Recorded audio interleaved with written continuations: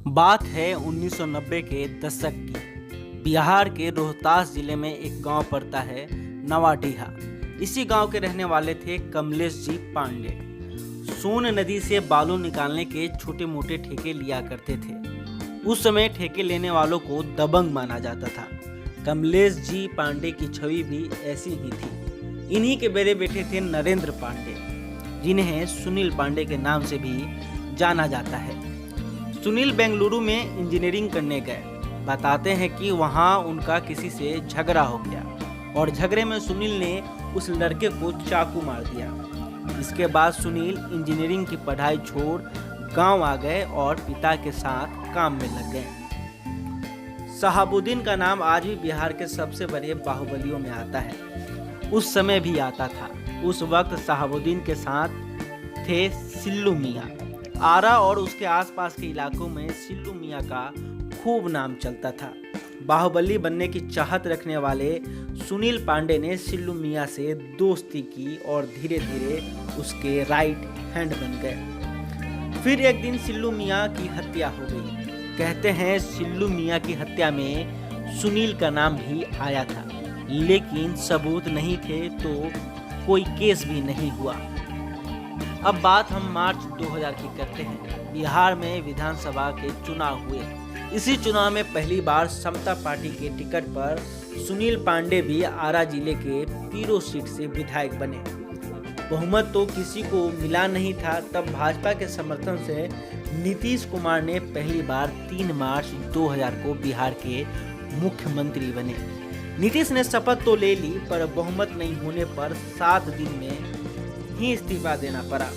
हालांकि इस सब के बीच सुनील पांडे की राजनीतिक अहमियत भी बढ़ गई। हुआ ये कि सुनील पांडे ने नीतीश कुमार के समर्थन के लिए सूरजभान सिंह, धूमल सिंह, राजन तिवारी, मुन्ना शुक्ला और अनंत सिंह जैसे बाहुबलियों को खड़ा कर दिया था।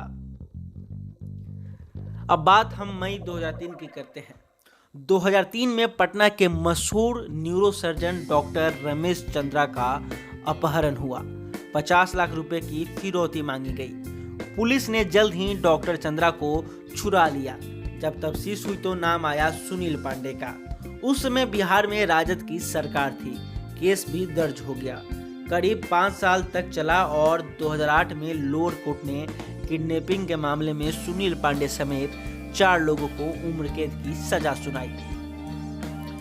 सुनील पांडे की जिंदगी कभी जेल में तो कभी फरारी में या जमानत पर गुजरी है।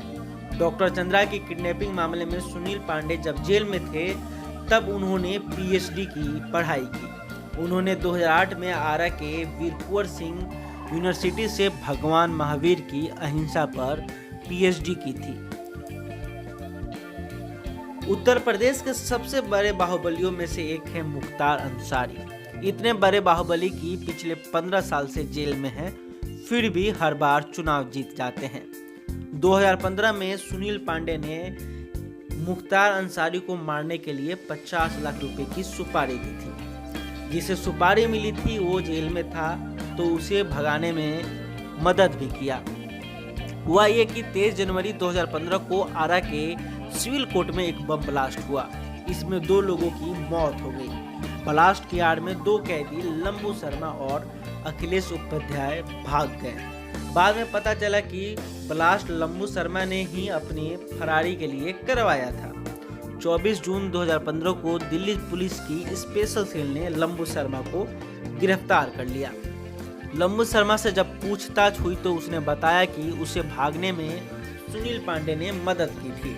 लंबू ने यह भी बताया कि उसे मुख्तार अंसारी को मारने के लिए ही भगाया गया था। इसके लिए यूपी के गैंगस्टर ब्रजेश सिंह ने उसे 6 करोड़ रुपए दिए थे। सुनील पांडे ने 50 लाख रुपए दिए। लंबू के बयान पर सुनील पांडे गिरफ्तार तो हुए, पर 3 महीने में जमानत भी मिल गई। सुनील पांडे 4 बार विधायक रहे हैं। 1 बार समता पार्टी से और 3 बार जदयू से। 2015 में जदयू जब एनडीए से अलग हो गई तो सुनील ने भी पार्टी छोड़कर लोजपा ज्वाइन कर ली। 2015 के विधानसभा चुनाव में सुनील पांडे को तो टिकट नहीं मिला, लेकिन उनकी पत्नी गीता देवी को टिकट मिल गया। गीता देवी 2015 में तरारी सीट से भाकपा माले के सुदामा प्रसाद से महज 272 वोटों से हार गई थी। इस बार भी सुनील पांडे को टिकट नहीं मिला तो उन्होंने तरारी सीट से निर्दलीय ही लड़ने का फैसला किया है। 2010 में सुनील पांडे के ऊपर हत्या की कोशिश जैसे 23 मामले दर्ज थे, लेकिन इस बार उन्होंने जो एफिडेविट दाखिल किया है उसमें उनके ऊपर 5 मामले ही दर्ज हैं। धन्यवाद।